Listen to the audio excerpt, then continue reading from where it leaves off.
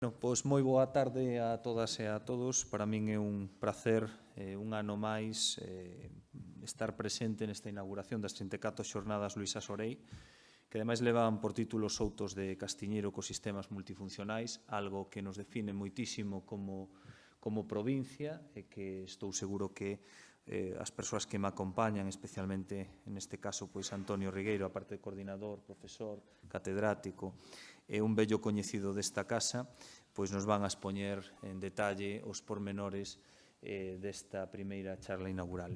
De todas formas, acompáñame tamén don Juan Manuel Lema Rodicio, presidente da Real Academia Galega de Ciencias, unha persoa, especialmente un órgano co que mantemos unha constante colaboración dende fai moitos anos, porque producto desa colaboración, pois un desos produtos son precisamente estas xornadas dunha altísima calidade científica e investigadora que ao final pois lle dan ese valor engadido a todo o que tratamos de facer elevar a través das nosas políticas públicas.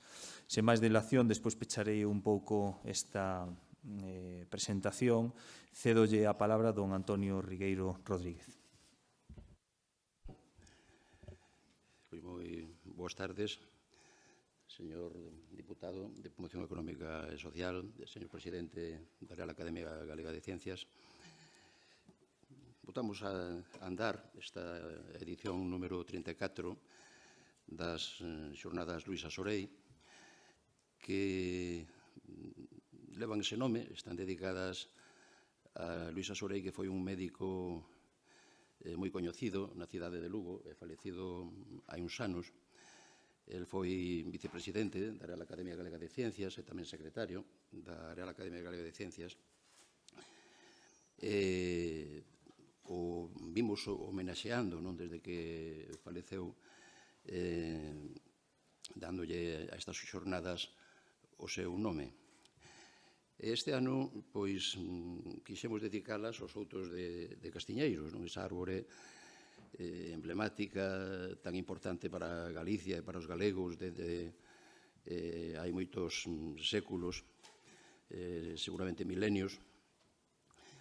A razón pola que retomamos este tema é que se aprobou recentemente o goberno galego un plan estratégico do castiñeiro e da castaña, que trata de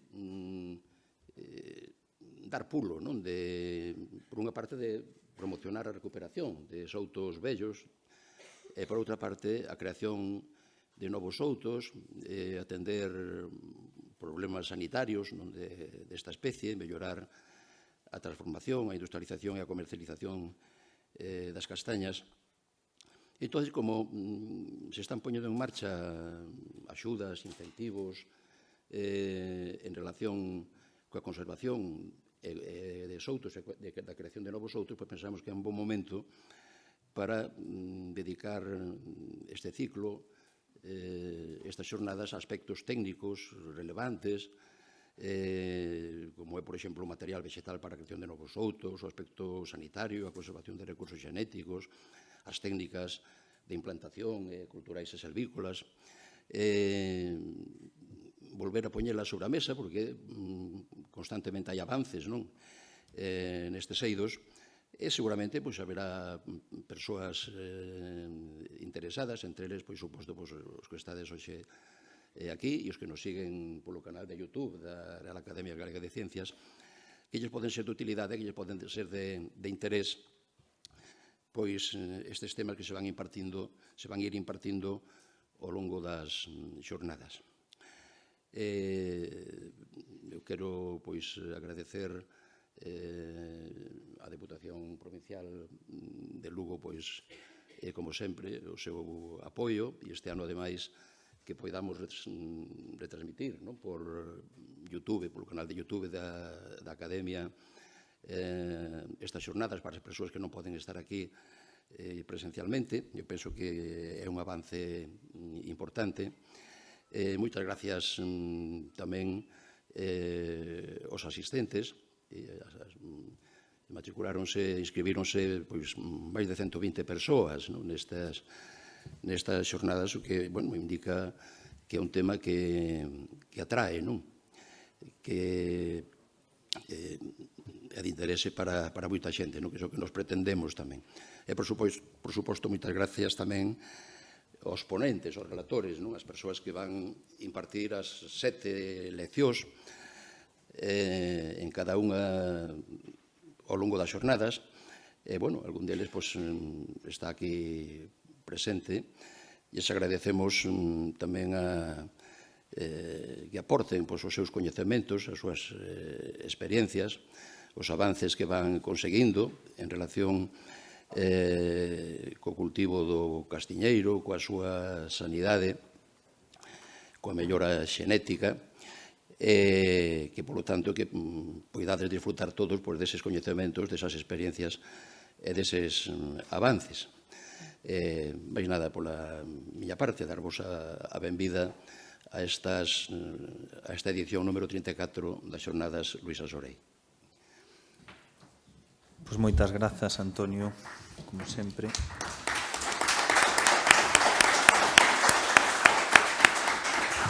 E ten a palabra neste momento don Juan Manuel Lema Rodicio, presidente da Real Academia Galega de Ciencias.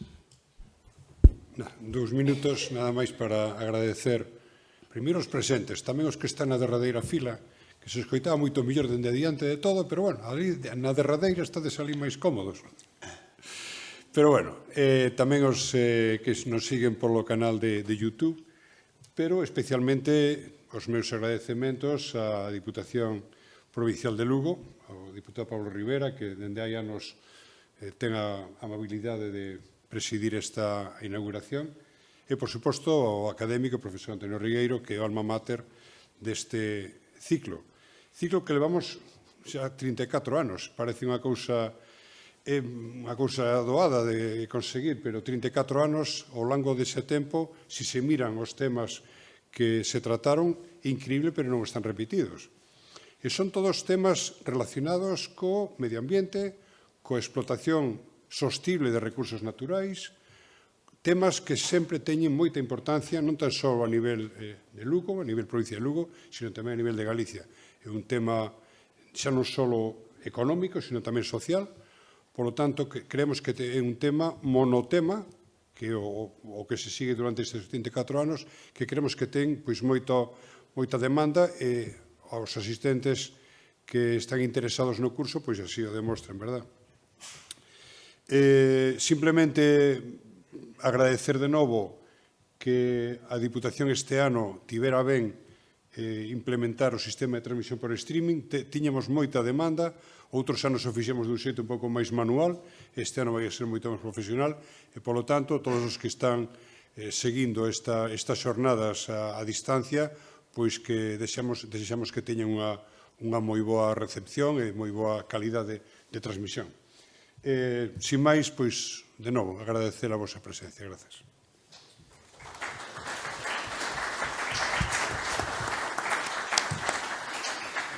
Pois moitas gracias, presidente da Academia, académico Antonio Rigueiro, compañeiro, como decía, desta casa. Eu tampouco vou enredar moito, porque din aquelo de que para falar en público unha das regras é acabar pronto para que te aplaudan, da igual o que digas, ou casi da igual. Pero quero darvos a benvida a este foro, este magnífico foro, que son as Xornadas Luís Asorei un ano máis.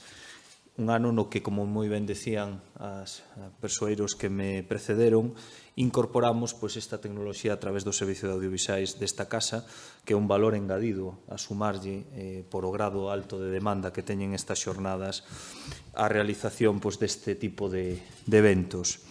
E tamén quero agradecer a todos os relatores, a todos os ponentes, a propia Academia Galega de Ciencia, que dá un paso ou eleva un paso máis a importancia de ter que celebrar estas xornadas aquí en Lugo, porque sea un auténtico referente, a incansable colaboración do profesor Antonio Rigueiro, que incansablemente, ano tras ano, é capaz de non repetirse e innovar nos temas a abordar. E quero aproveitar tamén este foro, permitirme a licencia de que estas xornadas que se fan en colaboración ca Academia Galega de Ciencia, pero tamén do Campus Terra da USC, que isto das titulacións, que vimos que había recentemente unhas polémicas en torno á posibilidade de quitar algunhas titulacións do Campus Terra, pois eu equiparo un pouco isto das titulacións aos dereitos, son moi difíciles de conseguir e moi fáciles de perder. E, dende logo, anuncio que desde esta institución non vamos a dar ningún paso atrás que vaya en detrimento da calidade do noso Campus Terra. Eso que quede absolutamente claro, non? Un exemplo magnífico de que apoiamos o Campus Terra, que apoiamos a universidade, son esta nova edición das Xornadas Luisa Sorei, dun tema tremendamente interesante como é a recuperación dos outos de Castiñeiro. A Deputación de Lugo, colaboración co profesor Antonio Rigueiro, tamén temos unha experiencia piloto da que estou seguro que falará, que tamén foi premiada e galardonada, e nos parece un acerto a elección do tema destas xornadas, porque necesitamos novos impulsos para poñer en valor o noso territorio. Creemos que a recuperación dos outos de Castiñeiro pode ser unha excelente oportunidade para falar e fixar poboación no rural. Vimos como, nesa experiencia piloto, unha das principais complicacións que existían eran a propia delimitación dos núcleos dos outos, dos propios outos, había problemas xurídicos da titularidade dos mesmos, e despois había a dificultade de ter que facer o sistema de recolleita, porque non había unha familiarización clara con como facelo. Creo que estas xornadas poden ser de altísimo interés para poñer riba da mesa oportunidades de fixar poboación, de que o territorio avance, de que o rural teña outras posibilidades ou outros complementos productivos, porque producimos moitísima castaña, pero o seu aproveitamento, como seguramente vos trasladarán os especialistas, tal vez non sea o axeitado. E a través da propia ISP desenvolver mecanismos ou incentivar que se realicen este tipo de cuestións, pode ser unha alternativa ou, como dicía, un complemento para poder quedarse no rural que tanto necesitamos e que tan despoboado está nesta provincia. Así que reitero os meus parabéns tanto á Academia como ao coordinador das xornadas, o profesor Rigueiro. E sen máis dilación, vamos a deixarnos co que realmente importa, que esta charna inaugural, esta conferencia inaugural do señor Rigueiro sobre os outos de Castiñeiro e ecosistemas multifuncionais. Moitas gracias.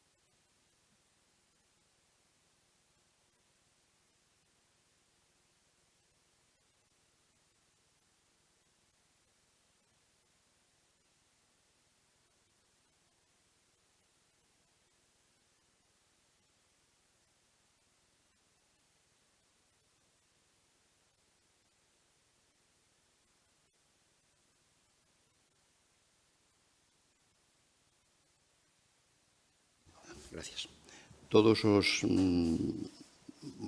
bosques, non? E todas as masas de árbores, pois realizan unha función múltiple, non? Normalmente atribúenselles tres funcións, unha económica, outra ecolóxica e outra social. E, bueno, entre os bosques que temos en Galicia, pois os castiñeiros, os outros de castiñeiros, pois son, de alguna maneira, pois un exemplo primordial, non? Porque en canto ao cumplimento desa triple función. Proporcionannos pois múltiples produtos, froitos, as castañas, madeira de boa calidade, cogumelos, poden compatibilizarse con outros cultivos. Desde o punto de vista ecolóxico, pois, bueno, contribúen tamén á conservación dos solos, a regular o ciclo, o réxime hidrolóxico e a mellorar a calidade das augas. E, desde o punto de vista social, pois, crean emprego e contribúen a dinamizar a economía, pois, en comarcas deprimidas socioeconómicamente da xeografía social galega. Polo tanto, son bosques que non somente son importantes agora, na actualidade, non? Foron moi importantes tamén no pasado, dende hai centos, seguramente miles de anos, como decía hai un momento, porque a súa madeira pois foi tivo unha gran importancia, unha gran relevancia na construción no rural, como elemento resistente, as vigas, pero non solamente as vigas das casas e dos corrales, sino incluso de construcións pois xa de máis envergadura, non? Como pode ser os pazos ou os mosteiros, non? E os froitos, as castañas, pois foron unha base importante da alimentación, a principal fonte de hidratos de carbono, tanto para os humanos como para o gando doméstico, ata que se xeralizou o cultivo da pataca, como sabedes, pois un cultivo traído de América por Cristóbal Colón, pero que como cultivo en Galicia pois non se xeralizou ata o século XIX.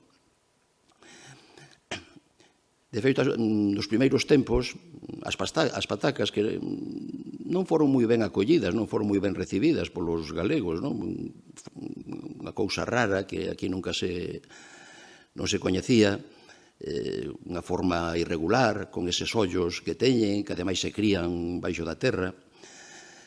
E, bueno, tardaron en entrar, en cultivalas adoito,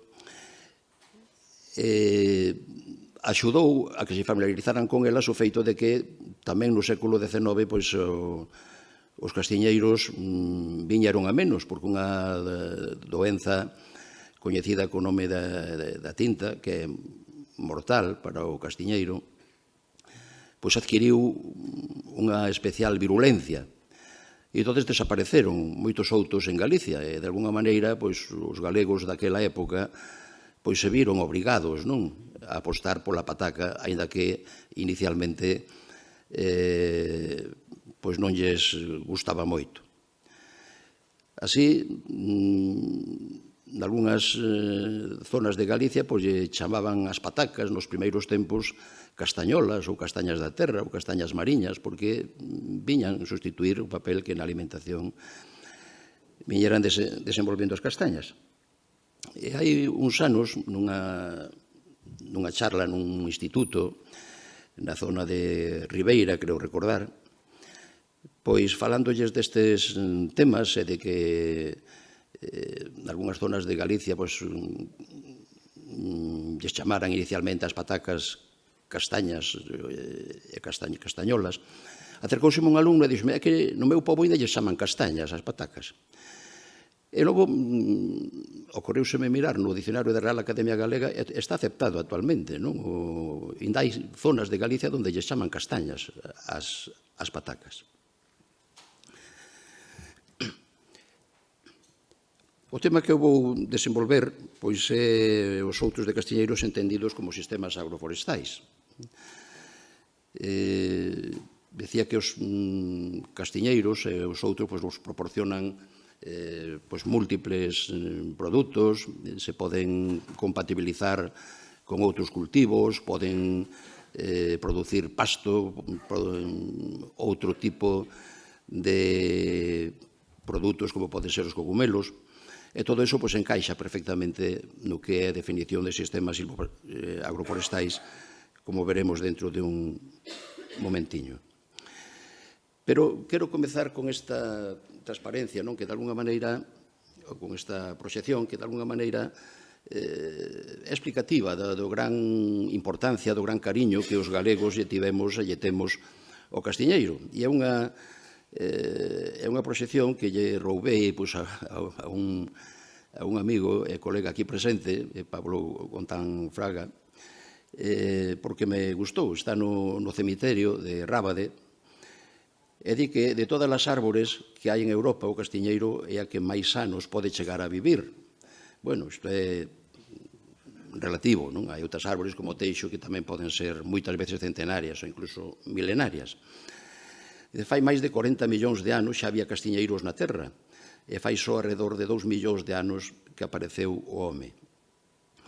En Galicia hai castiñeiros espontáneos, dende moi antigo, de feito considerase unha árbore autóctona en Galicia, pero as variedades que dan boas castañas foron introducidas polos romanos, estendendo o seu cultivo por toda a rexión.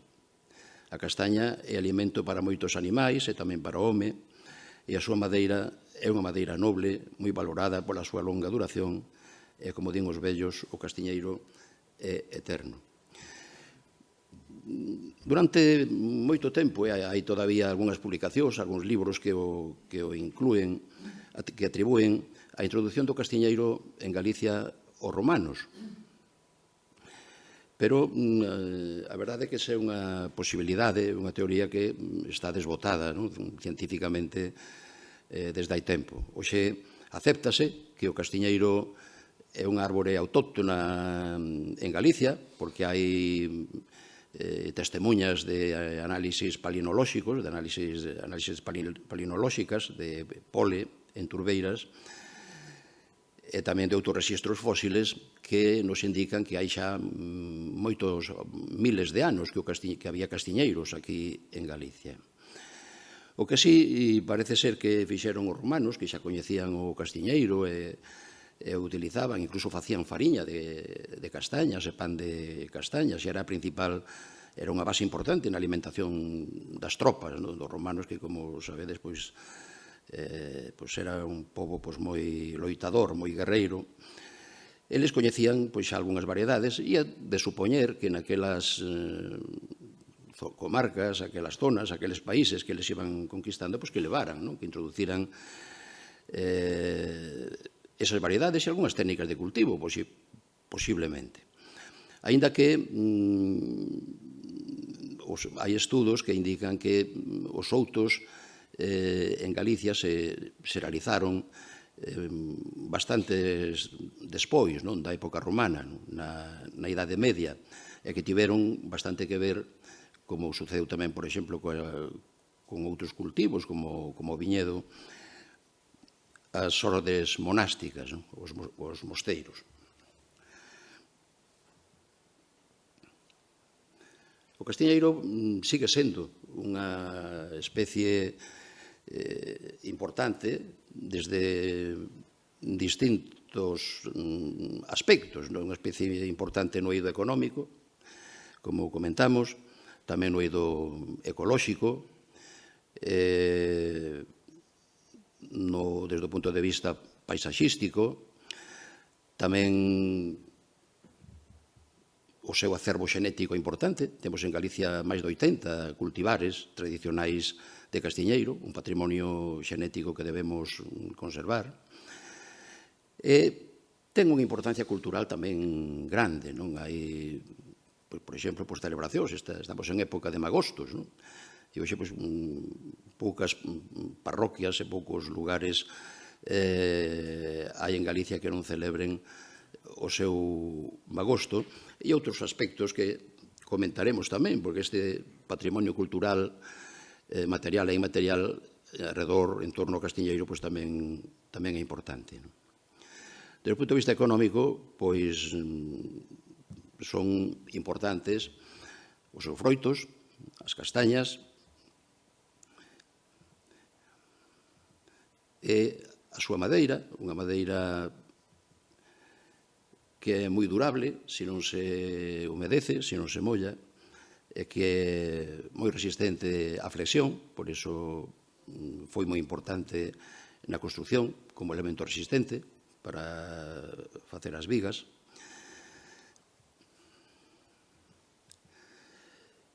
Normalmente, cando falamos de soutos, diferenciase, ou é frecuente que se diferencien dous tipos de soutos, o que se chaman soutos mansos, que son as plantacións de castiñeiro dirixidas á produción de froito, aínda que, en algúns casos, tamén ten importancia a produción de madeira, porque hai cultivares, hai variedades de castiñeiro que non só producen boas castañas, senón que tamén producen vigas, tamén medran dereitas os enxertos, e, polo tanto, ten importancia tamén desde o punto de vista da produción de madeira.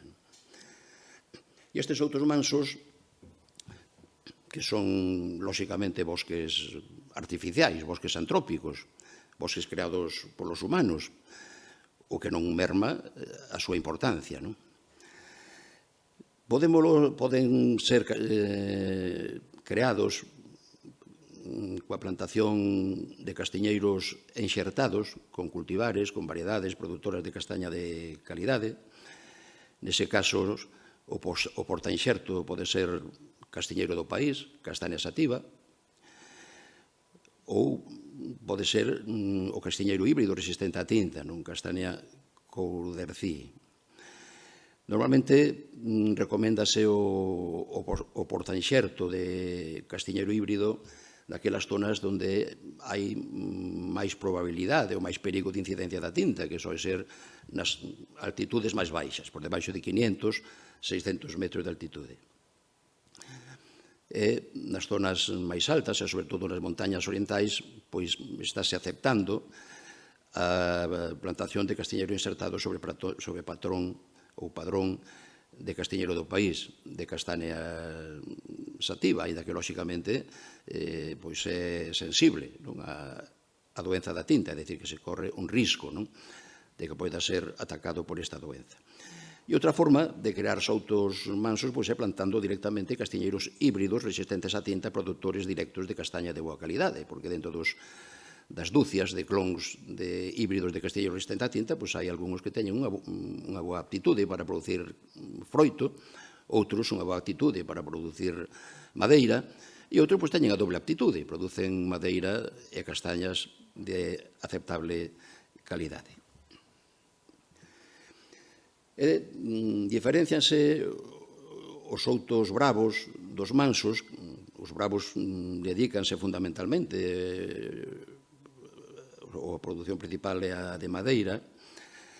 Neste caso, plántanse castiñeiros do país non enxertados, castiñeiros nados de semente, os que se chaman tamén francos, ou clóns de castiñeiros híbridos de aptitude madeireira.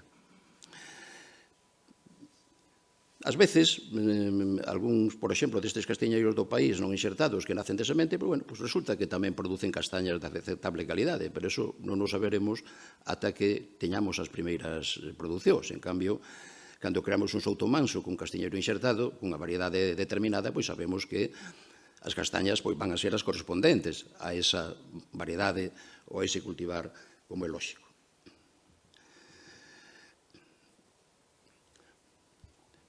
Normalmente, os outros mansos, son, como decía, castiñeiros enxertados. Aí vemos nesa fotografía un exemplo dun enxerto. Nese caso é un enxerto de coroa e, ademais, ben feito e con éxito, non? Porque prenderon prácticamente todas as pugas, non? Este inxerto de coroa no castiñeiro a veces non se considera o mellor modelo, non? Porque cando as pugas son pequenas, están pouco adheridas, pouco prendidas ao padrón, solamente pola casca, non? Pois son facilmente rotas ou caen cun vento un pouco forte. Vemos un exemplo dun souto, e normalmente os soutos cando están en produción, cando están cultivados, aproveitados e aplicando os tratamentos culturais e silvícolas do que nos falará o profesor Roque Rodrigo Soalleiro dentro de uns días, pois normalmente teñen ese aspecto, teñen esa pinta que vemos aí nesa fotografía. É frecuente tamén que o sotobosque que este limpo, como vedes aí, para poder ver e apañar as castañas con facilidade.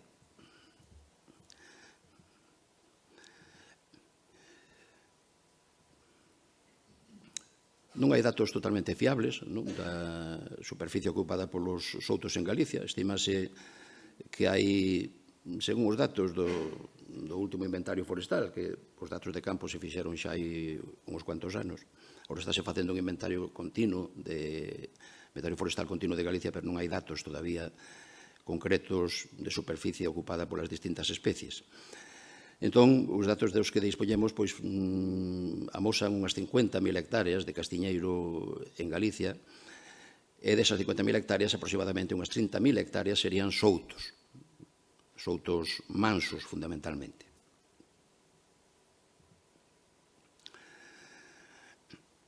En canto á produción de castañas, deses soutos mansos, agora estou me referindo aos outros mansos vellos, antigos, centenarios, que temos espallados, sobre todo, polas montañas da parte oriental de Galicia, porque, aínda que o castiñeiro e os soutos existiron no pasado en toda Galicia, porque a castaña, como decíamos, era unha fonte importante, un elemento moi importante na alimentación, pero nas zonas máis baixas é onde a incidencia da doenza da tinta foi maior, e, polo tanto, desapareceron moitos soutos nas zonas máis baixas e nas zonas del litoral de Galicia. E esa é a razón tamén pola que se conservaron e chegaron aos nosos días moitos soutos vellos, centenarios, nas zonas de montaña, sobre todo das provincias de Ourense e de Lugo, porque nesas zonas con clima máis continental e tamén zonas máis frías, os fungos causantes da doenza da tinta, o xénero Phytophthora, tiveron máis dificultades para actuar. A produción deses soutos vellos sitúase entre 1.000 e 2.000 kilos de castañas por hectárea. Fálase de que poden chegar a 5.000 no caso de soutos creados de novo, con variedades de calidade e con os tratamentos culturais e selvícolas moi esmerados, por exemplo, con fertilización, con rega, por goteo, etc. Pero, por eso, ás veces se di, e se ve nos medios de comunicación, que o castiñeiro, nestas plantacións modernas, e ben deseñadas, e ben tecnificadas, pois é un cultivo moi rendible, porque 5.000 kilos por hectárea, un precio de €1,5 ou €2 por kilo, pois hai moi poucos cultivos agrícolas e ningún forestal que igualen ese rendimento económico.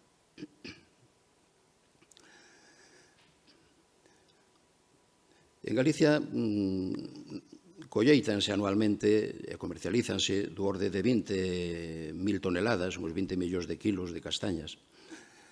O 50% a metade das que se colleitan en España. Pero, claro, esa produción é moi irregular. Últimamente tivemos uns anos malos, este ano moi malo. Entón, eses 20 millóns de kilos é un dato promedio, pero que non sempre se acada, non sempre se cumplen.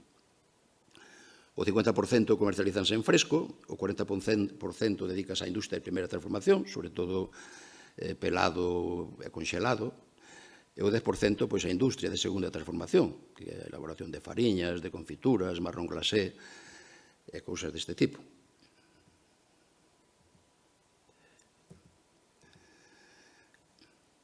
Entre o 20 e o 30% dedícanse ao mercado nacional, e do 70 ao 80% exportanse a uns 30 países. As castañas galegas pois, son moi apreciadas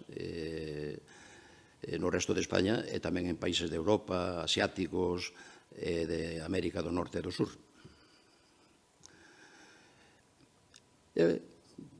Para as industrias asentadas en Galicia pois non é suficiente coa colleita que facemos en Galicia, impórtanse pois a metade das que se colleitan, 10 millóns de kilos, sobre todo de Portugal e de Extremadura.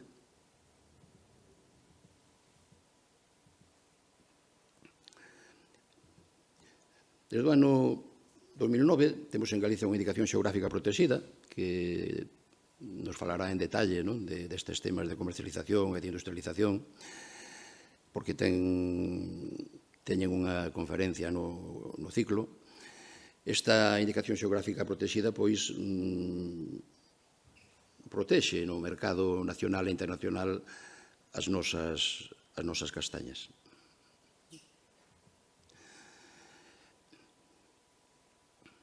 Unha información promedio de algúns do valor nutritivo das castañas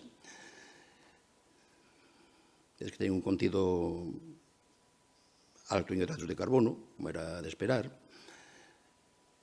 aceptable en proteínas, é moi baixo en grasa entre os froitos secos, porque as castañas normalmente sitúanse no mercado, na comercialización no grupo dos froitos secos, pero o contido en grasa é moi inferior ao de outros froitos secos, como pode ser a améndoa, ou a noz, ou a avelá. As nosas castañas teñen un maior contido en azúcares que as de outras zonas, son máis doces,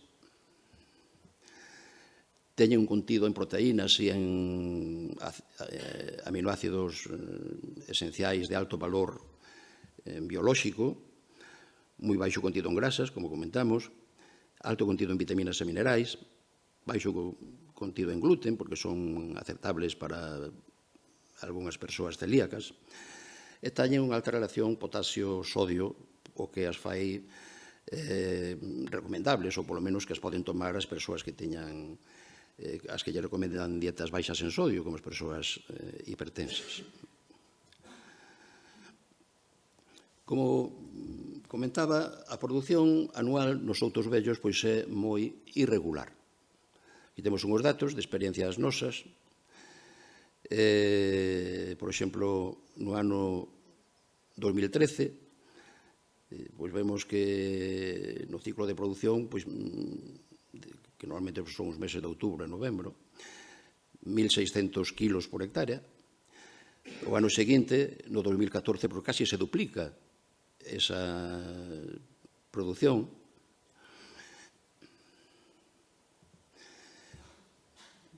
E logo, nos anos 16, 17 e 18, os que corresponde esta gráfica, pois as producións son moi baixas, porque aí xa estamos en épocas de incidencia da vespiña do castiñeiro. E no ano 2018 pois foi o ano daquela nevada importante no mes de outubro que rompeu, esgazou as copas de carballos, de castiñeiros, que todavía tiñan follas e, polo tanto, mermou moi considerablemente a produción de castaña. Nesta gráfica vemos que hai un indicador no eixo horizontal CBCA, porque é unha experiencia dun sistema silvopastoral con porco celta, carga baixa e carga alta, pero as cargas non teñen unha especial incidencia na produción de froito. Pero vemos que estamos por debaixo, e incluso bastante por debaixo, no ano 2018, debido precisamente a esa incidencia da nevada e tamén xa das tardías e da propia vespiña, que estaba todavía actuando con forza, porque a vespiña entrou en Galicia hai uns 8 anos aproximadamente. Pois vemos que a produción baixísima, do orde de entre 100 e 200 kilos por hectárea.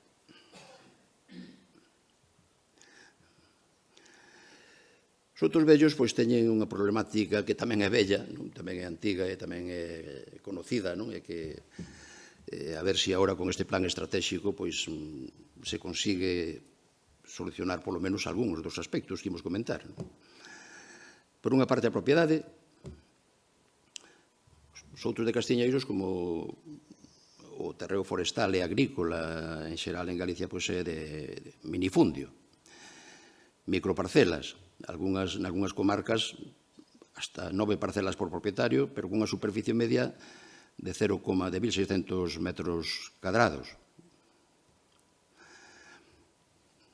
Isto dificulta, lóxicamente, a aplicación de tratamentos culturais, selvícolas, e incluso de colleita e de comercialización. Aquí, esa figura que crea a Lei de Recuperación da Terra Agraria que aprobou a Xunta de Galicia hai 2 ou 3 anos, unha figura que acaban de poñer en marcha ou que van a poñer en marcha con carácter inminente, que é o da agrupacións de propietarios para a xestión conxunta, pode ser interesante. Estes días, hoxe ou onte, saía nos medios de comunicación que se creaba unha agrupación de xestión conxunta na parroquia de Vilar, no Courel, na que lles ardeu o Souto co importante incendio, o desastroso incendio do ano pasado. Estáse traballando na creación de outras, por exemplo, en Paradela.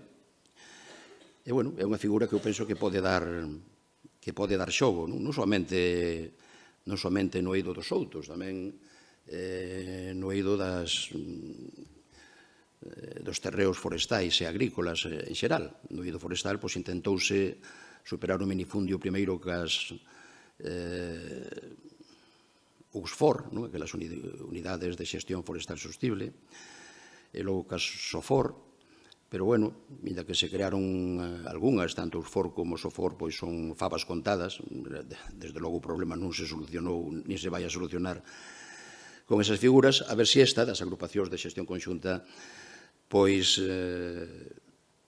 ten máis éxito, porque a verdade é que é unha necesidade dada a parcelación que temos en Galicia. Unha elevada dispersión física das parcelas de cada propietario e incluso a tipoloxía de propiedade.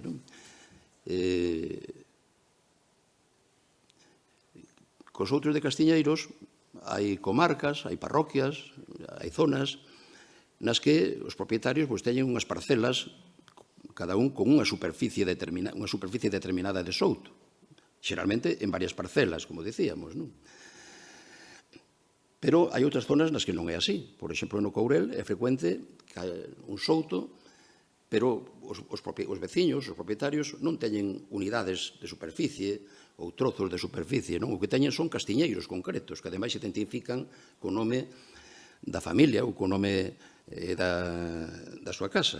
Por exemplo, aquí vemos unha fotografía dun castiñeiro coa letra H, o Courel, que non sei a que casa corresponderá, pero, iso está indicando que ese castiñeiro é propiedade dunha casa concreta da Serra do Courel, mentras que o terreo é propiedade común de todos eles.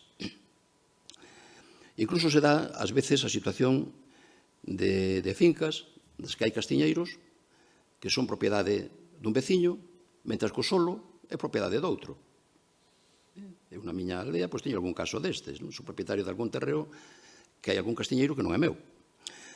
Eu, algunhas veces, buscándolle razón a esas situacións, ocorreuseme que pode derivar, seguramente buceando en temas de arquivos e historia, eso se encontra o fundamento, pero pode derivar da gran importancia que tivo a castaña na alimentación dos humanos e do gando doméstico. E entonces, ao mellor, cando se vendía unha finca ou cando se facía unha partición dunha herencia, ao mellor a un herdeiro lle correspondía un terreo, pero os castiñeiros que había nel se repartían para que todos os irmáns tiveran algún árbore, algún castiñeiro, dada a importancia que tiña para a economía doméstica.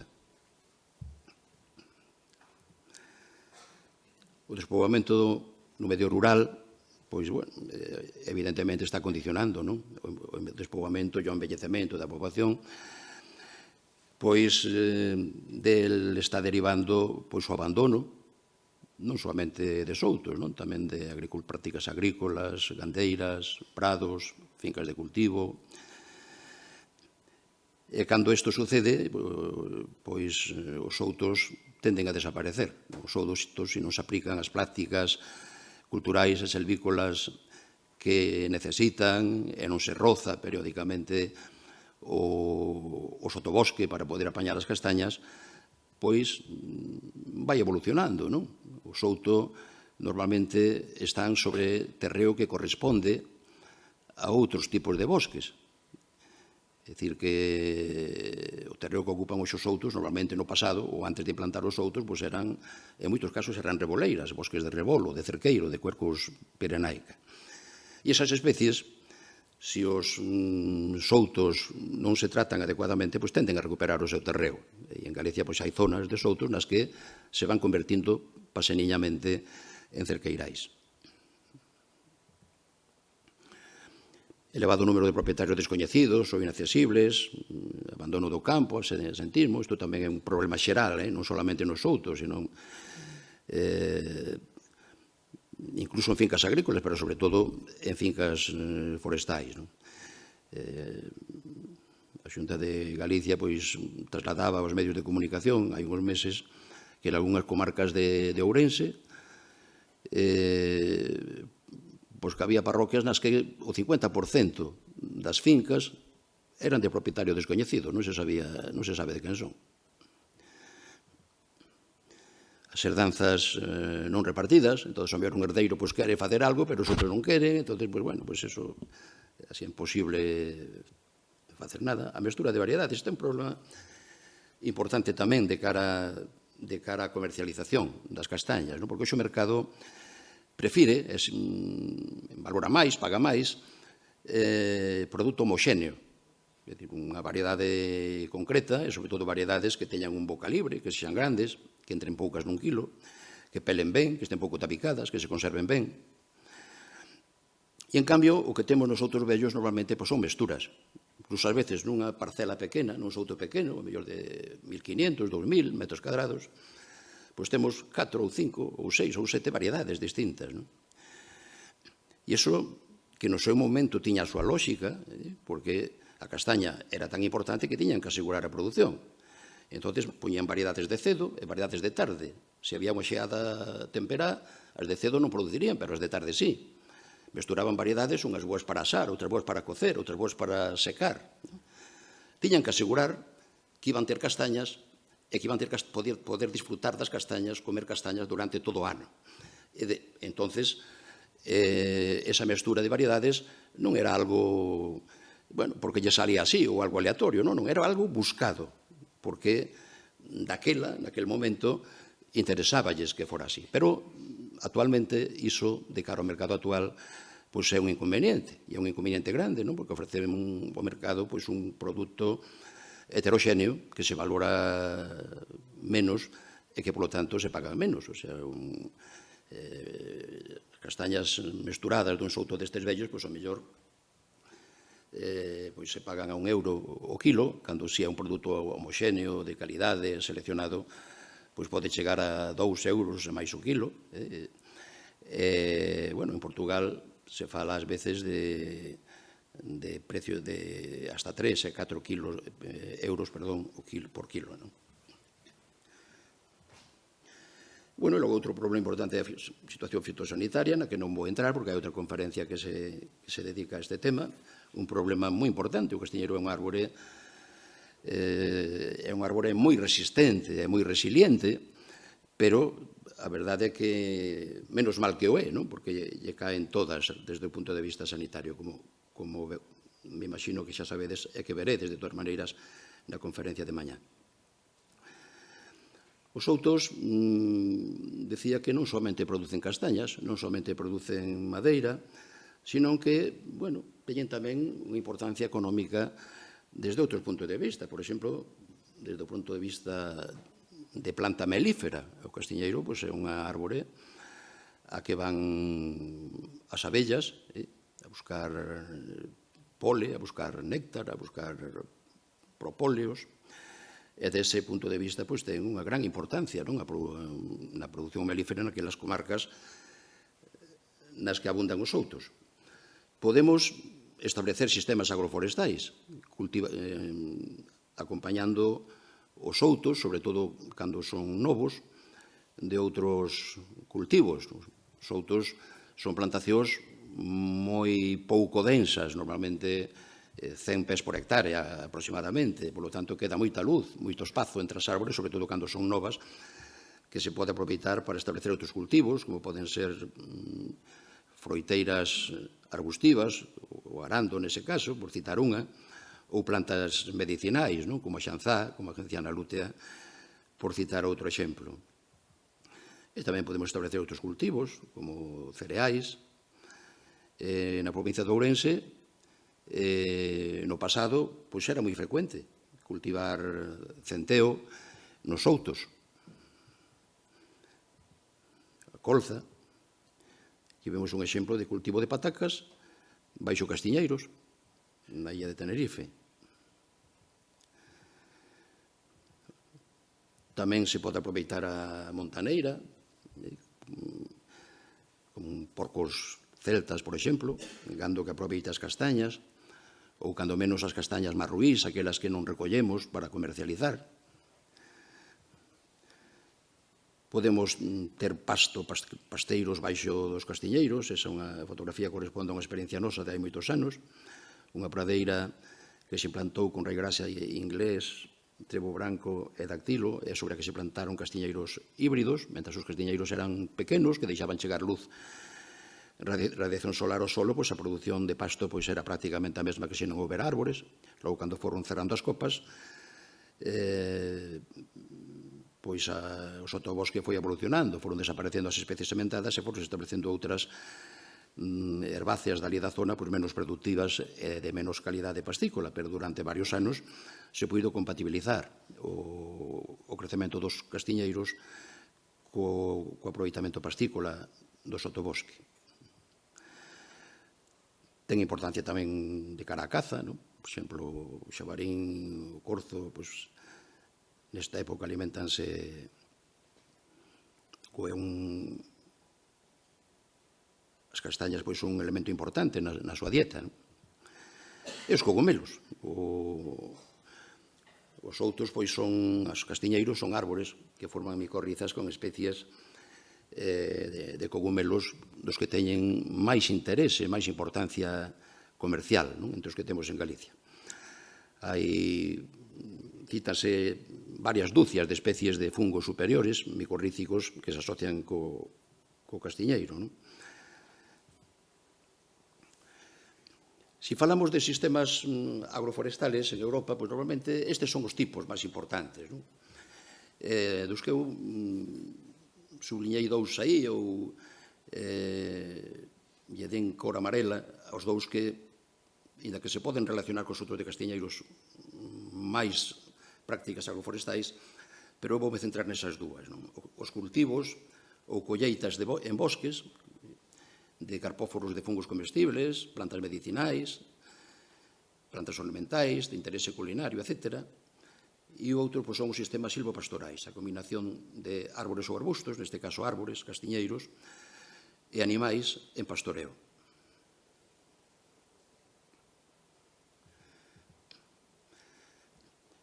Decía que se citan dúcias de especies de cogumelos asociadas ao castiñeiro. Eu vou falar solamente de 3 ou 4 especies as que son máis importantes, por non alargar demasiado a miña intervención. Esta é unha delas, a cantarela, o cantarelos divarius, e o cantarelus palens, que é moi parecido, pero de cores así máis branquecinas, non tan laranxa, como o cantarelus divarius. Estas son comestibles as dúas, de calidade semellante, moi abundantes nos soutos, sobre todo na primavera, e son setas que teñen interese comercial, das que se comercian, das que se venden no mercado. os bolouros ou andoas, tanto o boletus edulis como o boletus aéreos, este en menor cantidade en Galicia, ou boletus reticulatus ou estivalis, ou incluso o boletus pinícola, que ainda que se chama boletus pinícola, pois aparece preferentemente en bosques de piñeiros, non? Dai toma o nome de pinícola ou pinófilus, pero tamén aparece ás veces en bosques de frondosas e en soutos de castiñeiros. A marita cesárea, a marita dos Césares, a oronxa, pois é unha seta escasa en Galicia porque ten preferencia por clima mediterráneo. Posiblemente agora, co cambio climático e, polo tanto, co avance do clima mediterráneo en Galicia, que se prevé que vai a suceder, pois vai tendo cada vez unha maior presencia, non? De feito, hai algúns anos que é bastante abundante en soutos na comarca de Valdeorras. A comarca de Valdeorras que, claro, o clima é mediterráneo, non? Que é o que ela prefire. En colaboración con colegas do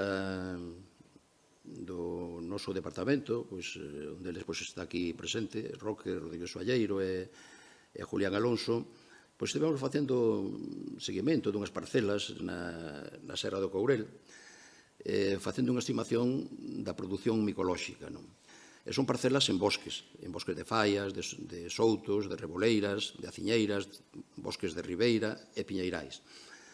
E vedes a gran diferencia que hai desde este punto de vista da produción micolóxica nos soutos en comparación cos outros tipos de bosques estudados. En soutos, a especie máis abundante que a de cor marrón, que son as cantarelas, a verde son os boletos, as andoas ou bolouros, os boletos do grupo Edulis, a verde máis clariña que aparece por aí é a lepista nuda, e a azul do cimo é a Rosula cianosanta. Vemos que en total son uns 140 ou cerca de 150 kilos por hectárea de cogumelos nun ano. Se multiplicamos por o valor de 6 euros por kilo, que é un valor razoable de pago ao produtor, ao colleitador de cogumelos para a súa comercialización, pois estaríamos falando duns 900 euros por hectárea. Se dicíamos antes que a produción de castañas pode andar entre 1.000 e 2.000 kilos por hectárea, e lle damos un valor de 1 euro por kilo, pois, se son 1.000 kilos por hectárea, pois prácticamente o valor da produción de cogumelos igualaría o valor da produción de castañas. Nesta outra gráfica, pois vemos que, xa centrándonos nas cantarelas, que é un cogumelo que, ainda que aparece, podemos atopalo casi todo o ano, e en distintos tipos de bosques, pero ten unha certa preferencia pola primavera. Es que disparas a produción, sobre todo no mes de xuño, pero, bueno, tamén nos meses de maio e xullo, pois hai unha produción importante, incluso no de novembro, pero destaca o mes de xuño. E en canto aos outros de castiñeiros, como sistema silvopastoral, o sistema silvopastoral, podemos entendelo como que o gando, ainda que normalmente será con porco celta, pero podría ser tamén con outros tipos de gando, que o gando este no souto todo o ciclo productivo, que no caso do porco celta é máis dun ano, ou ben que o gando, o porco celta, no caso concreto do que imos falar, este soamente nos outos no período de ceba, 2 ou 3 meses, porque é moi importante que no período de ceba estes porcos celtas consuman castañas, porque iso lle dá unha calidade extraordinaria aos produtos, sobre todo o xamón, que é o produto estrela do porco celta. É un pouco o equivalente da landra de aciñeira o porco ibérico nas dehesas.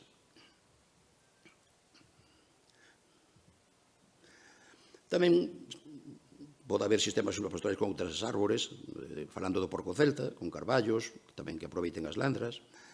incluso con piñeiros e con eucaliptos, que non producen castañas nin landras, pero, bueno, en Galicia hai explotacións de porco celta con estas árbores, en ese caso, para conseguir ese efecto importante de cara de mellora da calidade da carne co consumo de castaña no período de ceba, o que fan é levarlles aos piñeirais ou aos eucaliptais as castañas bolercas ou ruíns, aquelas que non sirven para comercializar e que teñen un precio moi baixo no mercado, do orde de 15 ou 20 céntimos o kilo. Se nos centramos xa nos sistemas silvopastorais con porco celta en soutos, pois, bueno, algunhas das vantaxes da cría do porco celta nestes sistemas, é dicir, o aire libre, pois son que axuda a resolver o problema dos xurros, dos purins, porque, lóxicamente, van a quedar repartidos mentras estén no monte, no souto. Permite o aproveitamento de terreos abandonados. Isto é moi importante nos outos, porque, como dicíamos antes, co envellecemento da poboación e a recesión demográfica do rural, pois moitos outos quedan abandonados, xa non se recollen as castañas. Non hai datos fiables, pero estimase que un 50%, polo menos, das castañas que caen ao solo en Galicia, o chan en Galicia, que non se recollen. E, bueno, unha forma de poder sacarlles un rendimento é con estes sistemas silvopastorais. Unha menor necesidade de persoal, un aproveitamento da vegetación espontánea, polo tanto, menor coste de alimentación, sobre todo de piensos, de concentrados, e unha alimentación máis saudable para os animais. Podemos reducir tamén o uso de piensos, de concentrados, mediante cultivos na propia explotación agrogandeira, cereais, remolacha, nabos, patacas, cabazos, froitas. Lóxicamente, o benestar animal é mellor que se están estabulados. Ademais, os animais poden desenvolver o seu comportamento natural, fozando, correndo, socializándose, e teñen ou soportan un menor estrés que na cría intensiva. E todo isto contribúe a unha mellora da calidade da carne. Isto, aínda que, por exemplo, en algunhas explotacións ou granxas de porco celta en piñeirais ou eucaliptais, nas que non lles dan castañas, bolercas e ruíns das que falábamos antes, sino solamente pienso, pero o feito de que se movan máis, de que corran, de que ten unha incidencia, unha mellora considerable tamén na calidade dos produtos cárnicos derivados. Tamén ten algúns inconvenientes, por exemplo, que é un manexo máis complicado que se temos os animais estabulados, lóxicamente, unha maior dificultade para distribuir o alimento, o pienso que lles levemos, ou as castañas bolercas, se lles levamos. É máis difícil que a alimentación sexa equilibrada, porque uns animais dominan a outros e non nos deixan comer, e outros comen primeiro, outros comen despois o que lles deixan, en fin, eso, pois, como en todos os grupos sociais, pois hai quen domina. Unha maior dificultade para a aplicación dos programas sanitarios. Con maior frecuencia se perden os identificadores, os crotales, que identifican cada un dos animais, porque o porco celta é unha raza autóctona en perigo de desaparición e, polo tanto, están rigurosamente controlados todos os animais que temos en Galicia. Seguimos un pouquiño falando desto, dos sistemas silvopastorais con porco celta en Soutros de Castiñeiros, algúns datos produtivos. Normalmente, a primeira cubrición ou inseminación se fai cando teñen as futuras nais 10-11 meses, teñen entre 114 e 115 días de xestación, máis longa que nos porcos de granxa de cría intensiva. O intervalo entre partos é 180 días, o número de partos por ano 2, mentres que nos porcos blancos de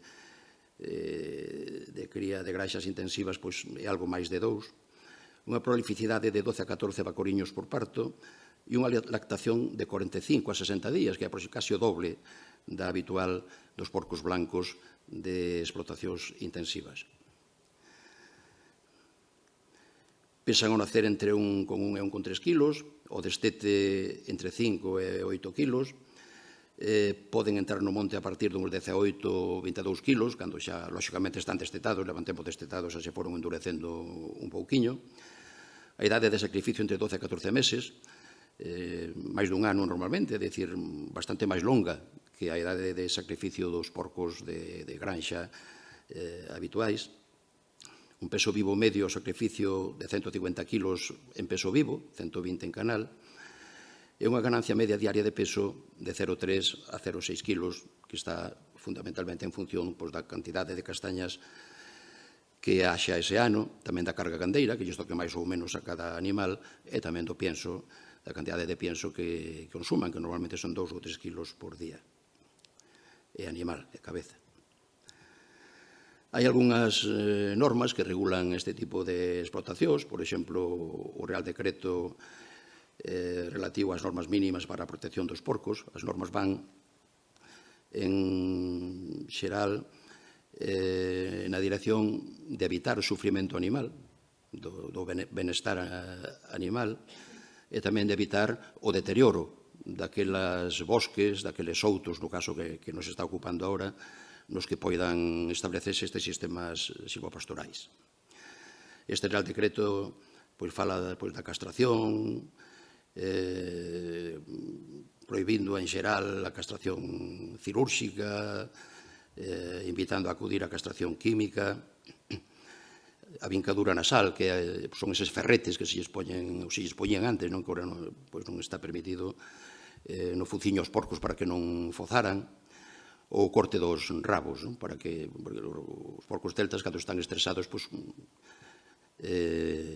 morden e arrincanlle os rabos uns aos outros, non? Entón, unha práctica para evitar eso é cortarlles os rabos, pero que eso tampouco se permite, as normas tampouco permiten actualmente. Hai un Real Decreto, outro Real Decreto, porque establecen unhas normas básicas de ordenación das explotacións de gando porcino extensivo. Aquí, permítese a castración cirúrxica das femias cando van estar en explotacións en zonas onde hai xabarín, que en Galicia é prácticamente toda Galicia, para evitar o cruzamento de xabarís con porcas celtas. É un decreto da Xunta do ano 2011, polo que se desenvolven as normas básicas de ordenación das explotacións porcinas extensivas, que vai na dirección de evitar o sobrepastoreo e sobreexplotación e danos ao solo, ao arboredo, contaminación de augas, etc.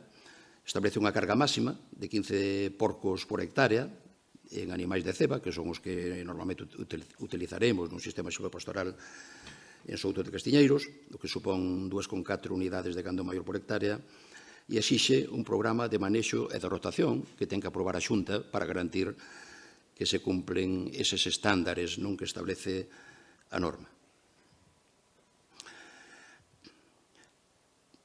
Un posible modelo de sistema silvopastoral con porco celta no Souto de Castiñeiros sería considerar que imos ter entre 100 e 150 árboles por hectárea, unha aceptable produción de castaña a partir dos 10-15 anos de idade dos castiñeiros e unha produción media de castiñeiros xa adultos de 40 a 50 kilos de castañas por árbore, ainda que, como sabemos, eso é variable de uns anos a outros, e tamén sabemos que hai castiñeiros que poden chegar a ter producións moi elevadas, do orde de 100 kilos por hectárea por algún ano. É importante que no período de ceba, como xa comentei, que os porcos consuman entre 4 e 5 kilos de castañas por animal e día, para que os ácidos grasos insaturados, cardiosaludables da carne do porco celta e, sobre todo, do xamón, que, como comentaba, é o produto estrela, teñan a proporción óptima, que lle dé de cara as características organolépticas, de sabor e olor, fundamentalmente. Ese equilibrio de ácidos, fundamentalmente, son o oleico, o steárico e o palmítico, consíguese con esa alimentación na que entren as castañas nos 2 ou 3 últimos meses de ceba. E entón, o modelo pois sería o que imos a comentar. Supoñendo 100 árbores por hectárea, 45 kilos de castañas por árbore, teríamos 4.500 kilos de castaña por hectárea, que consuman os animais 5 kilos por día durante os 2 últimos meses de ceba. Eso permitiríanos ter 15 porcos por hectárea, a carga máxima permitida polo decreto da Xunta, 2,4 unidades de gando maior por hectárea. E se temos en conta que cada 8 ou 10 kilos de castañas que comen os porcos supoñen unha ganancia en peso de 1 kilo, en peso vivo, pois a ganancia de peso cos porcos, o engorde dos porcos coas castañas serían de 30 a 40 kilos. Esa ración diaria de 4 a 5 kilos de castañas por animal e que os porcos durante o período de ceba engorden coas castañas do orden de 30 a 50 kilos, son estándares considerados aceptables no caso do... Estos son datos que se refiren ao porco ibérico. Son datos estándar que se consideran aceptables para que a calidade dos produtos cárnicos sexan óptimas. Normalmente, pois, bueno, consumirían 2-3 kilos de pienso por animal e día, eso non solamente no período de ceba, durante todo o ano. Deixamos os sistemas silvopastorais e para ir rematando, posímonos a importancia ecolóxica. Vemos que os castiñeiros ten unha gran importancia económica en distintos frentes, sen dúbida. Ten tamén unha gran importancia ecolóxica e paisaxística. Como decíamos, contribúe a conservar os solos, a regular o réxime hidrolóxico, a mellorar a calidade das augas. Os froitos, as castañas, son tamén alimento da fauna salvaxe, do xabarín, do corzo, de algunhas aves. E, ademais, como podemos apreciar nesta fotografía, que está tomada na Serra do Courel o ano pasado, despois do incendio salvaxe de verán que arrasou unhas 11.000 hectáreas desa fermosa serra, pois, nalgúns casos, os bosques de frondosas, entre eles os outros de castiñeiros, contribuíron a frear o paso do lume, que avanzaba polas zonas de piñeiros e polas zonas de matogueiras, fundamentalmente. Decíamos que tamén os outos contribúen ao patrimonio cultural, tanto material como inmaterial da nosa terra. Todavía se conservan nos nosos outos algunhas construcións que eran esenciais no pasado, no cultivo do castiñeiro, no aproveitamento dos outos, as ouriceiras ou corripas, esas construcións que normalmente eran circulares e de pedra, en algún caso cuadradas, nas que hai variedades de castaña que caen os ourizos, non abren e deixan caer as castañas, sino que caen os ourizos cas castañas dentro. E iso sucedía tamén cando se variaban os castiñeiros, pois caían castañas, pero tamén caían ourizos sin abrir. E abrir os ourizos cerrados manualmente pois é difícil e, ademais, pois é moi doado mancarse, pincharse. Entón, o que se facía era eses ourizos sin abrir, metíanse nas ouriceiras, nesas construcións, aí permanecían un tempo, normalmente meses, producíase unha fermentación, iban abrindo por si mesmos os ourizos, deixaban sair as castañas, e con eso, pois por unha parte conseguían abrir os ourizos sin ter que abrirlos a man, e por outra parte alongaban tamén o período de uso, de aproveitamento das castañas frescas. Iban ao mellor hasta o Nadal, ou despois do Nadal incluso, había castañas nas ouriceiras. Os sequeiros e as caniceiras ou canizos son outros elementos tamén importantes relacionados co aproveitamento dos outos. Os sequeiros era onde se secaban as castañas. Como eran tan importantes na alimentación, tiñan que ter castañas todo o ano. Entón, cando se acababan as frescas, pois tiñan as pilongas, as secas, para seguir aproveitando hasta que chegara outra vez o outono, e pudera haber castañas frescas de novo. Iso facíano, ás veces, nas lareiras, nas lareiras, por riba da lareira, pois tiñan o canizo, que ás veces eran táboas furadas, como as que vemos aí nesa fotografía, pero outras veces eran simplemente varas, largueiros, un pouquiño separados uns doutros para que pudera pasar o calor e o fume, e por riba poñen esas castañas que co fume e calor da lareira se iban secando. Nos sequeiros era o mesmo, pero eran construcións ad hoc, frecuentes, por exemplo, na Serra do Courel, onde se poñían as cariceiras ou canizos, por riba as castañas, por baixo facíase lume, e así se iban secando. Hoxe as castañas secas pois son un produto de luxo, non? Porque se as castaña fresca pois está, bueno, nas fruteirías e por aí pois está a 4 ou 5 euros, pero as pilongas pois están a 10, 12, 15 euros o kilo. Hai festas populares, non? Como os magostos, relacionados coas castañas, os tambores, a pisa da castaña. Esas castañas secas, cando se recollían da caniceira, pois metíanse nun saco e logo golpeábanse sobre un cepo de madeira para que soltaran a casca, non? E logo, con este aparello que se chama bandoxo, unha persoa experta, pois iba movendo a castaña e as cascas, de maneira que co vento íbanse separando os trozos da casca e quedaban as castañas limpas.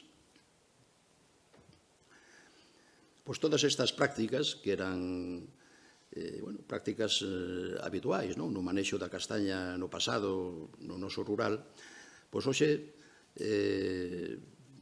son motivo de festas, de celebracións, de conmemoracións, como a festa da pisa da castaña en Froxán, no Courel. E tamén temos un patrimonio natural importante relacionado cos soutos de Castiñeiro. Temos, como decíamos, máis de 80 cultivares tradicionais, 23 deles rexistrados pola administración, de alguna maneira, como se tiveran algún tipo xa de cualificación ou de certificación.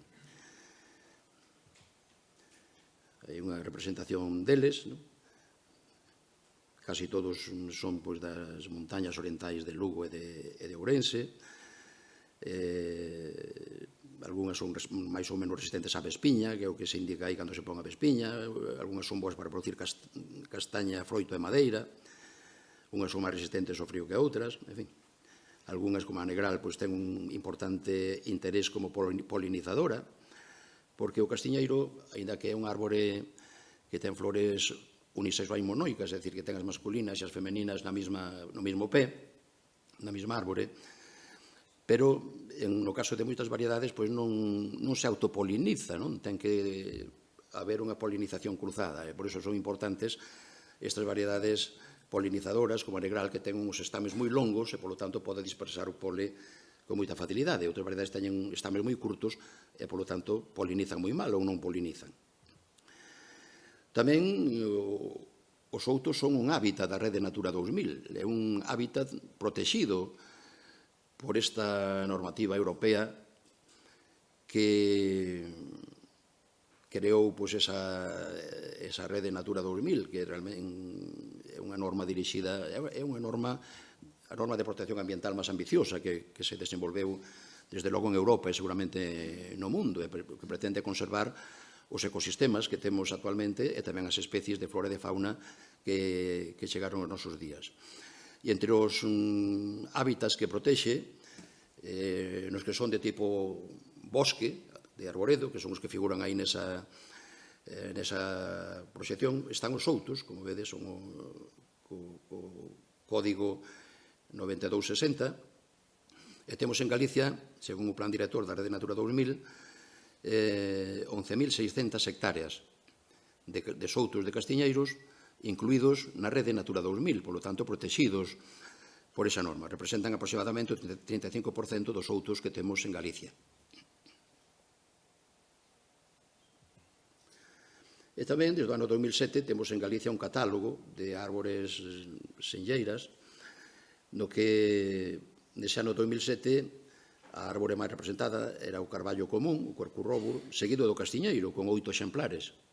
Actualmente, pois xa temos, foise ampliando ese catálogo, e actualmente o catálogo galego de árbores senlleiras inclúe 17 castiñeiros, 13 na provincia de Ourense e 4 na de Lugo, e 5 formacións ou agrupacións de castiñeiros, unha en Lugo, 2 en Ourense e 2 en Pontevedra. Aquí, por exemplo, un dos castiñeiros incluídos, catalogados no ano 2007, o castiñeiro da Capela de Begonte, que non é un castiñeiro excepcional, ten unha altura de case 13 metros.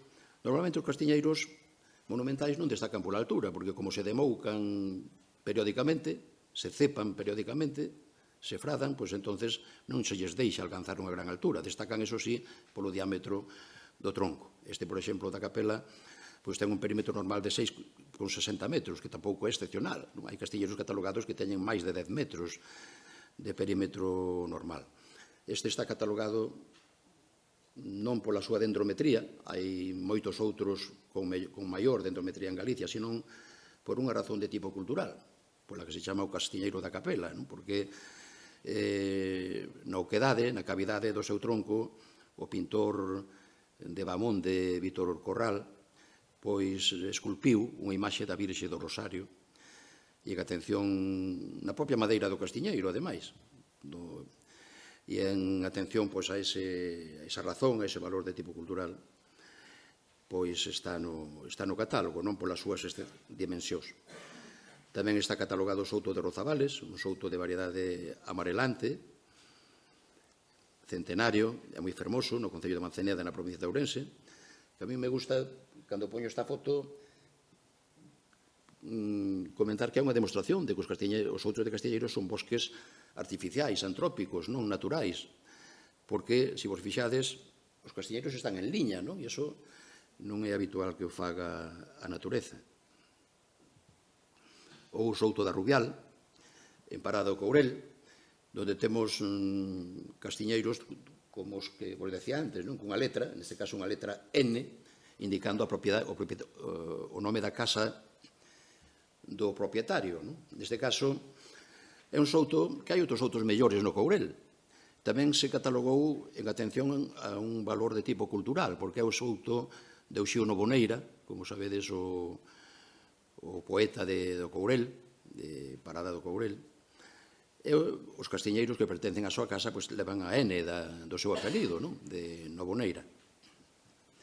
É unha das últimas incorporacións ao catálogo, xunto con a Castilleira de Ramil, no pobo de Ramil, moi cerquiña de Triacastela, cunha altura de 22 metros, un perímetro normal de 9 metros e uns 800 anos de idade.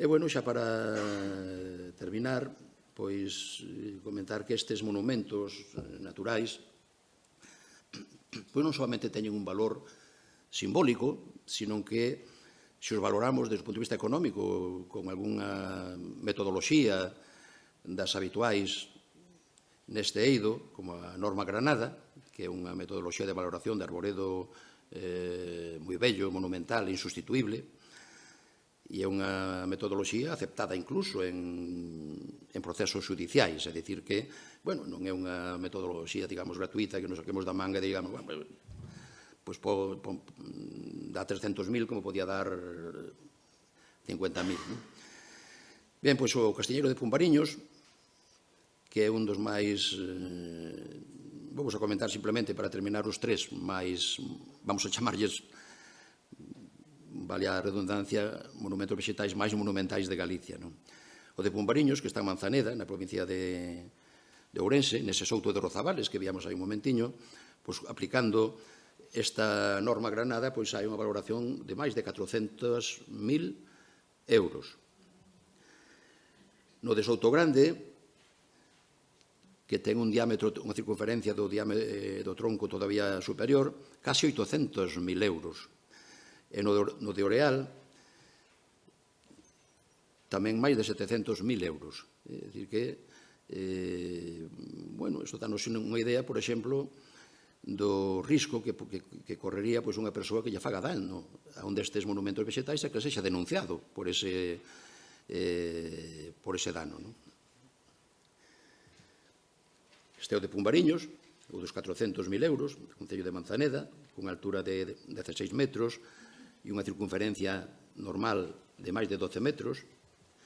o de Soutogrande, en Vilariño de Conso, tamén na provincia de Ourense, con 13,70 metros de altura e 13,60 metros de circunferencia normal. Este catalogouse no ano 2011, nunha ampliación que se fixo do catálogo do 2007. E, por último, o de Oreal, en Viana do Bolo, con 11 metros de altura, 11,50, e 14,17 metros de circunferencia normal, que é o de maior circunferencia normal entre os catalogados, entre os incluídos no catálogo galego de árbores senlleiras. Moi ben, e hasta aquí chegamos. Moitas gracias.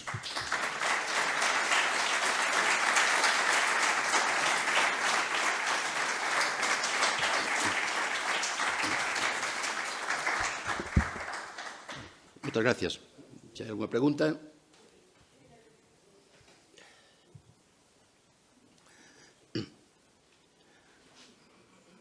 Sí. Hai micrófono?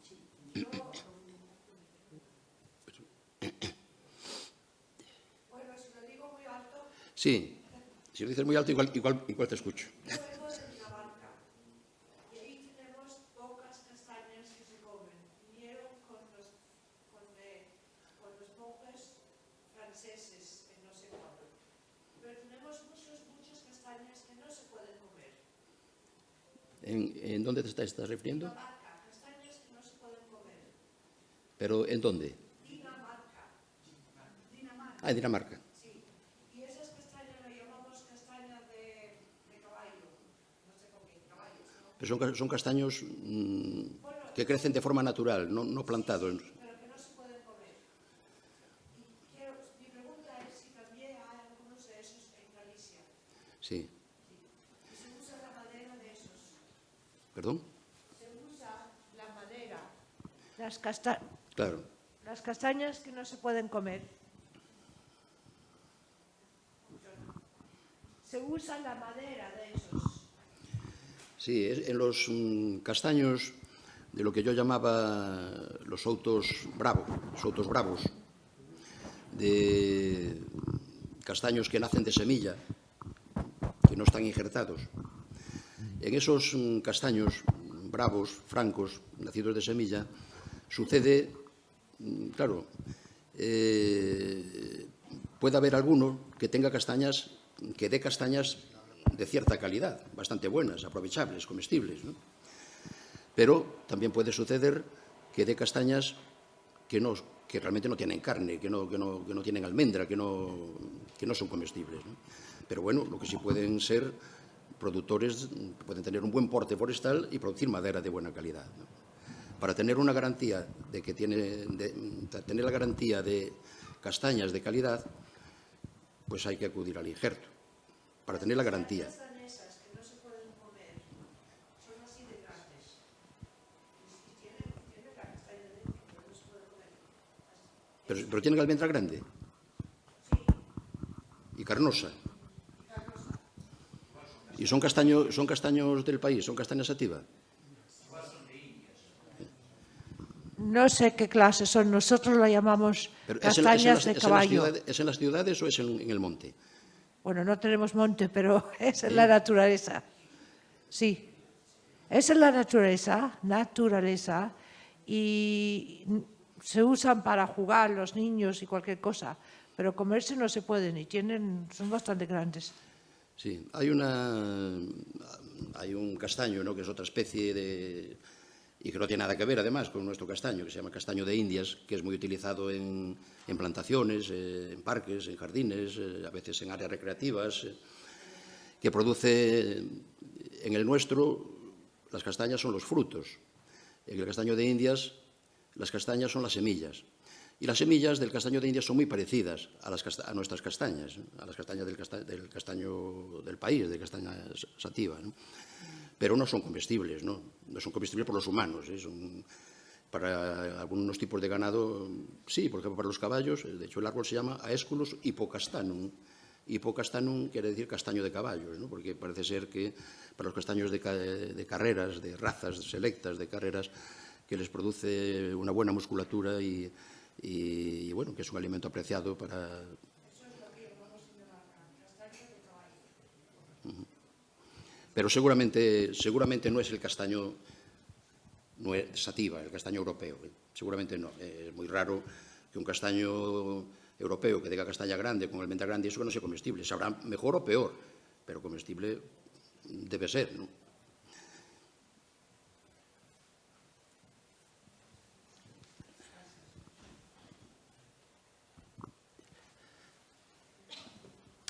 Boas tardes. Vostede falou de moitos aproveitamentos, dos outros, da castaña. Quería preguntar se ve posibilidade de aproveitar, por exemplo, turísticamente, os outros. Coñecemos, falou da festa da pizza en Froxán, podemos falar de concurso de tapas de castaña que tamén existe no Courel, etc. etc. Vostede ve posibilidade de aproveitar turísticamente os outros? Turísticamente.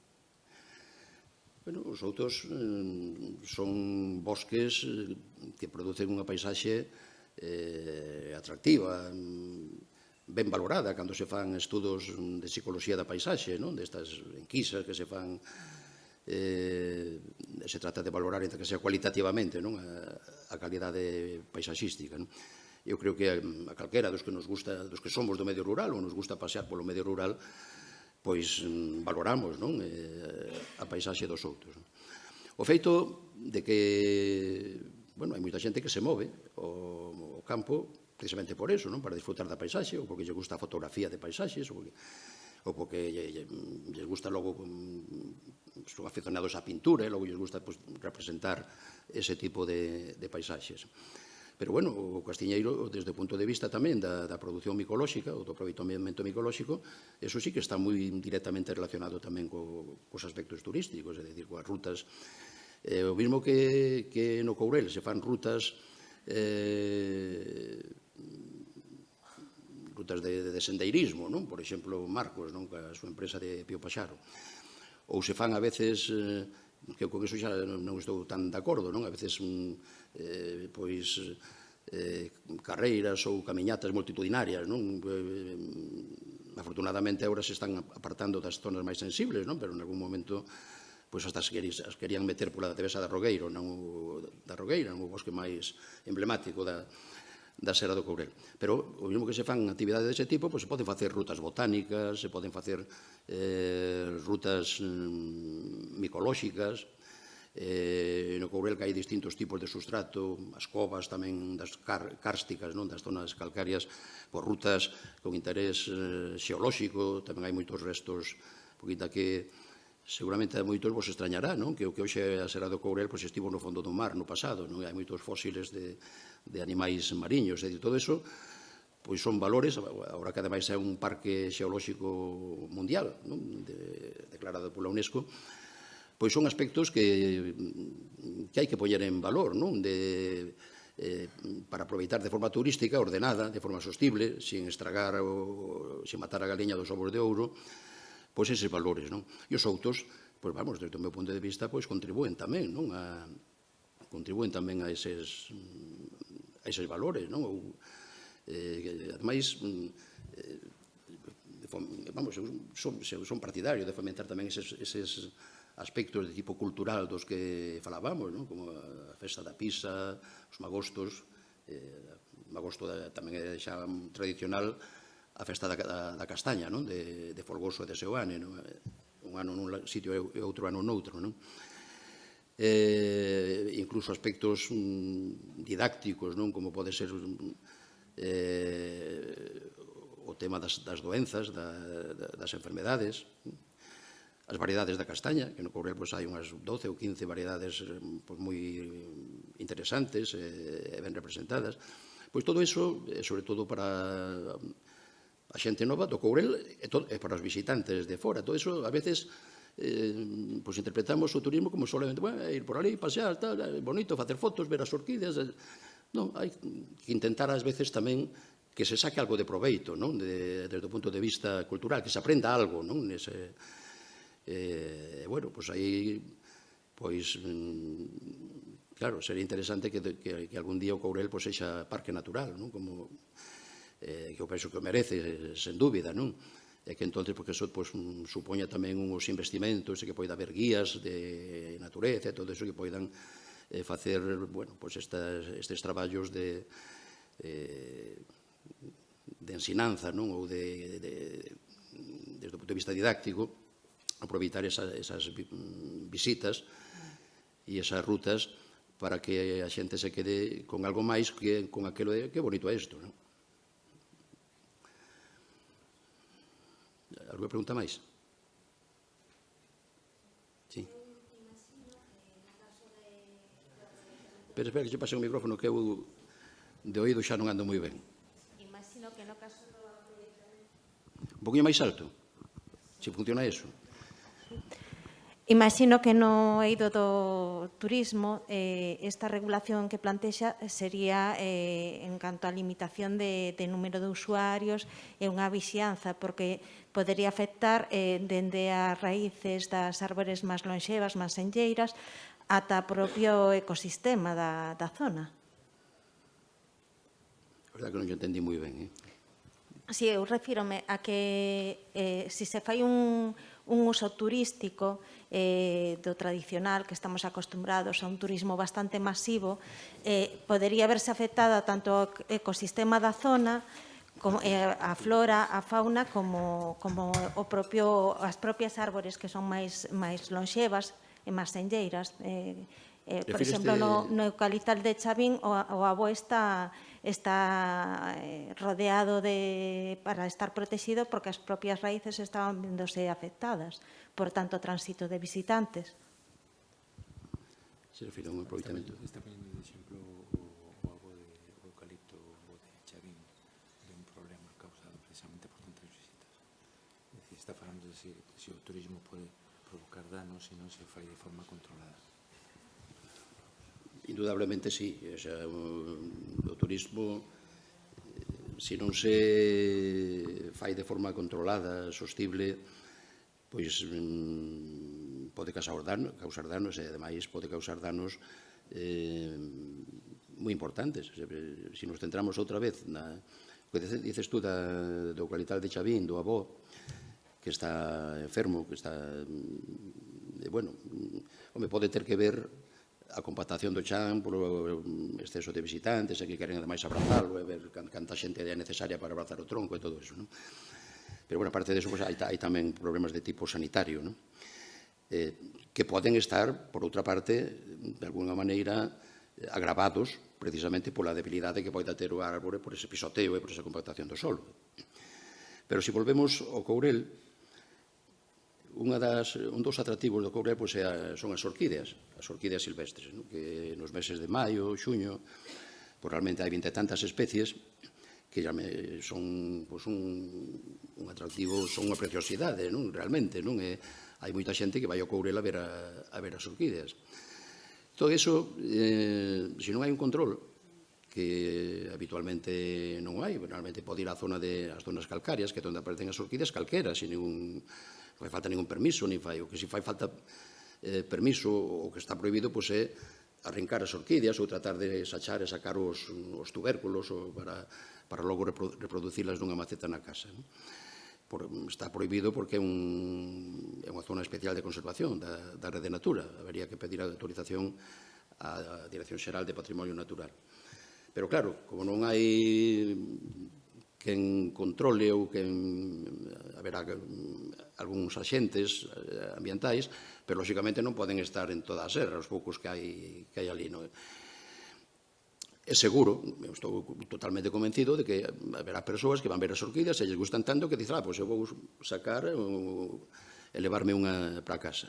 E digo que estou seguro porque eu en visitas que teño feito, ademais controladas, con profesores de estudantes, a de Besa da Rogueira, pois se non estás moi encima, pois seguida che aparece con unha plantiña de cibro que quere levar para o seu xardín, ou para a súa casa, ou para a súa aldea. Entón, iso, por unha parte, é un labor de educación, de sensibilización social, de que realmente, cando se incrementa o nivel de coñecemento, de aprecio, de valoración e de sensibilidade, normalmente a xente xa non o fai, sabe que eso non se pode facer e non se lle ocurre facelo. Pero mentre non se chega a eses niveles, hai xente que o fai. E non podes poñer un guarda, un vixiante ou un Garda Civil do Seprona detrás de cada persona, pois pode suceder.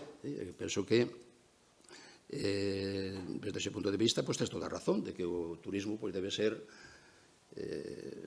non debe ser masificado, porque normalmente as masas é cando se cometen as maiores tropelías, e debe ser, de alguna maneira, pois, organizado, regulado, controlado, vixiado, e tamén, se non queda máis remedio, pois, con sancións, se algún comete un delito, unha infracción, e hai que dar exemplo, non?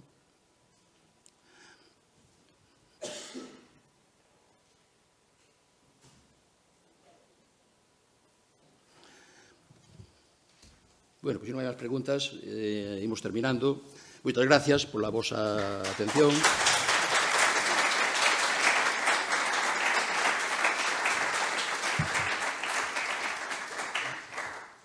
Mañá continuamos.